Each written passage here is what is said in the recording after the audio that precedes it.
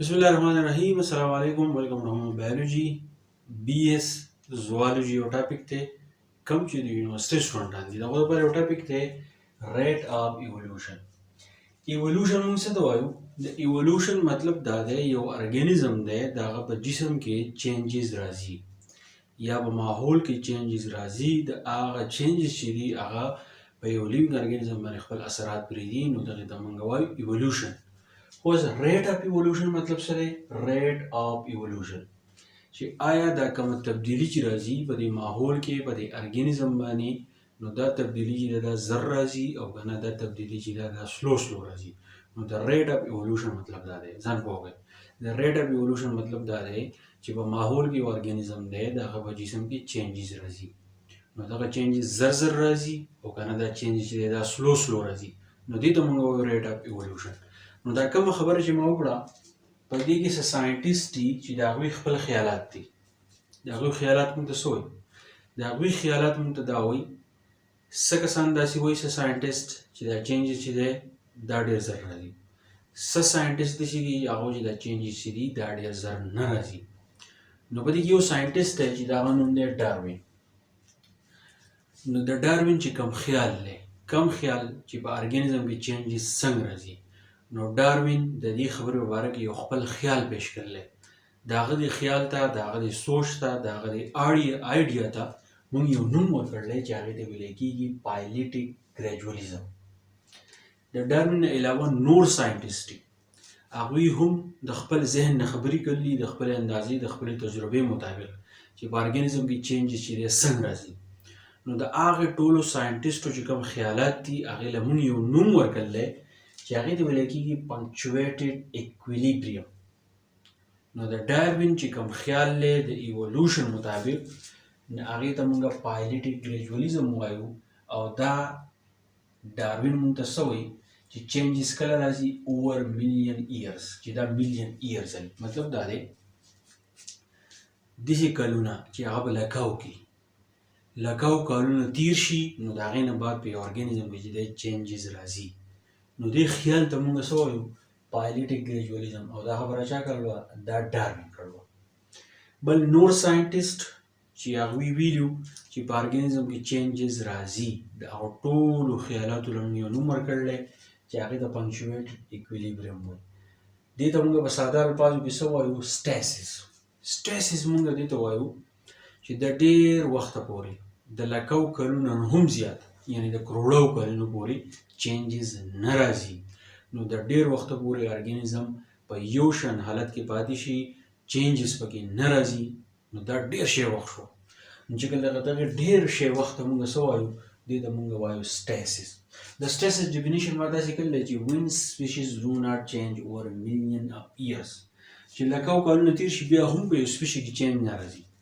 ټیک شو نو دغه ته موږ وایو سټیسس دا سټیسس ډیفینیشن خو چینجز پکې څنګه راځي ابرپټ چینجز دې ته وایي چې ناڅاپه تبدیلي راشي میلیون اف ایرز وځي لکو کلونه چې دی هغه وځي خو چینجز نه راځي خو ناڅاپه بیا پکې چې دی چینجز راشي نو دغې ته بیا موږ وایو ابرپټ چینجز په پایلیټیک ګریجولیزم کې دا خبره ده چې لکو کلونه به تیر شي نو چینجز به راشي پنکچویټډ ایکویلیبریم موږ دې ته وایو چې لکو کلونه تیر شي چینجز نه راځي خو ناڅاپه ابرپټ چینجز راشي ناڅاپه چې هغه ان ایکسپیکټډي او ارګانیزم چې دی هغه چینج کړي د سټیسس ډیفینیشن ته وګورو خو چې اوس کله دا ابرپټ چینجز راځي چې زموږ تمه نه وي هغه د څه د وجې نه راځي ایکالوجیکل کرایسس څه ته وایي چې په ماحول کې څه تبدیلیانې راځي نو د هغې د وجې نه ابرپټ چینجز چې دی راشي اوس په ماحول کې چې کومې تبدیلیانې راځي نو هغه به زموږ سره څنګه وي هغې اولنۍ خبره ده چې هغه زموږ سره کلایمیټیک چینج دی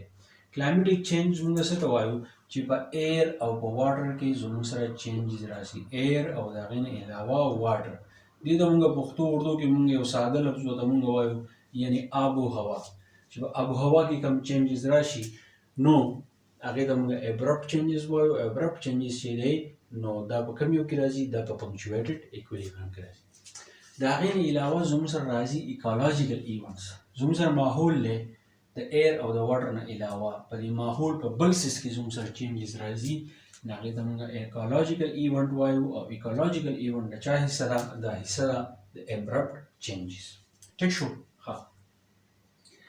یعنې ابرپټ چینجز چې کله راځي نو هغه به تقریبا زموږ سره څونه کلونه لي؟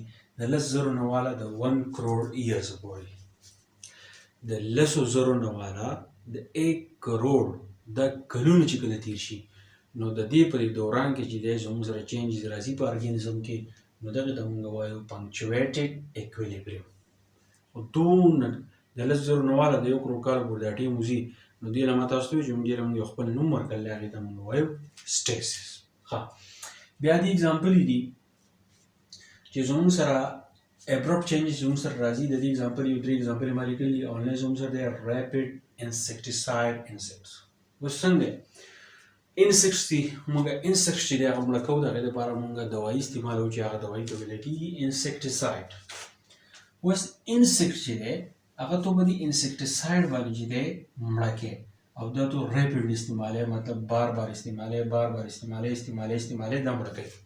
خو داسې وخت به راشي دا انسیکټیساید تو استعمالوې دا انسیکټ چې دی دې ته به رزسټنټ شو کړي. رزسټنټ مطلب څه دی؟ تور روانې مخې ته دیوال لاغه دا رزسټنس دی. نو دا انسیکټ په دا چل وکړي چې دی به رزسټنټ شو کړي. دا انسیکټ چې دي دا به کیړي مار دوایانو باندې چې دی دا بیا نه مړه کېږي. نو دا زموږ سره سره د ابرپټ چینجز دی. بیا زموږ سره انټي بایوټیک رزسټنس دی. یو بیماري راغله د بیکټیریا د وجې نه د هغې دپاره تو کومه دوا چې استعمالوې هغې ته انټي بایوټیک وایي. تو به مخکې انټي بایوټیک استعمالوې داسې وخت به راشي د بیکټیریا چې دا به د انټي بایوټیک سره چې دا به عادت شي نو دی به د انټي بایوټیک ته څه شو کوي؟ رزسټنس رکاوټ. نو ته چې کوم انټي بایوټیک استعمالوې نو دا بیکټیریا ده چې دی بیا څه نه شي ویلی، دا نه شي وچلی. بل زموږ سره دی پینچز فار 20 years. پینچز دا داسې مثال دی لکه زموږ سره یو جزیره وه په هغې زموږ سره سپیروز موږ ته د چیړې وایو دا پکې اوسېدي. نو 20 years د هغې سپیروز مطالعه وشوه نو د هغو چې کومې مکوښې دي په هغې چې دی چینجز راغی په 10 کالو کې. څنګه؟ نیچرل سلیکشن، ریپډ چینجز ان بیکس. ریپډ چینجز ان بیکس مطلب دا دی چې ډېر وخت بعد څو دی یعنې زموږ سره 20 کاله بعد چې دی زموږ سره چینجز راغی. دلته موږ ووایو چې 1 کروڑ بعد چینجز راځي او دلته کې څه چلو شو؟ دلته کې افټر ا لانګ ډرای پیریډ څه ورته میلاوېدونو. ټیک شو؟ نو څه ورته میلاوېدونو ابرپټ چینج کې موږ وایو چې دا 1 کروڑ بعد راځي. خو په دې کې په 20 کالو کې ولې چینج راغی؟ چې دې مرغو ته څه میلاوېدونو ډرای پیریډ د دوی د خوراک چې دی څه نه و. نو څه چل شو؟ د دوی په دې جسم کې چینج راغی. نو چې کله د دوی په دې جسم کې چینج راغی نو دې ته اوس څه کوي؟ د 1976 نه والا د 1978 پورې د دوی د مکوښې چې دی چینج شوې. هغه څنګه چینج شوې؟ چې بیا به دوی کلک کوم سیډس چې دي هغه یې ماتول او هغه چې دی نه هغه به یې خوړو. نو so birds with weaker beaks are selected. دې خبر باندې ځان پوه کړئ. ریټ اف ایولوشن مطلب دا دی چې کله به یو ارګانیزم کې چینج راځي نو موږ دا خبره کوو په ریټ اف ایولوشن کې چې دا کوم چینج چې دی آیا دا زر راځي او که نه دا ډېر زیات سلو راځي. ټیک شو؟ نو دغه چینجز زموږ سره دوه قسمه دي. بیا یو پایلټیک ګریجولیزم دی، بل پنکچویټډ اکویلیبریم دی. دا دوه خبرې موږ داسې کوو چې د هر ساینټیست خپل خیالات دي. د ډاروین خپل خیال و، د هغه د خیال نه موږ یو نوم ورکړو پایلټیک ګریجولیزم. د نورو ساینټیسټو یو خپل خیال و چې هغې له موږ نوم ورکړو پنکچویټډ اکویلیبریم. ډاروین دا وایي چې میلیون ایرز کې به چینجز راځي.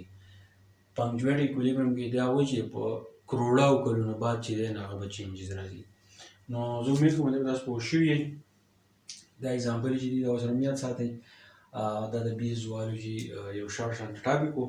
نور که سټوډنټان وایي چې موږ ته دا کورس شروع کړه نو ما ته کورس کنټینټ چې دی هغه ما ته راولیږئ نو چې انشاءالله چې دی به تاسو شروع وکړم. نور ملګرو سره ضرور شیر کړئ. تھینک یو ډېر مننه.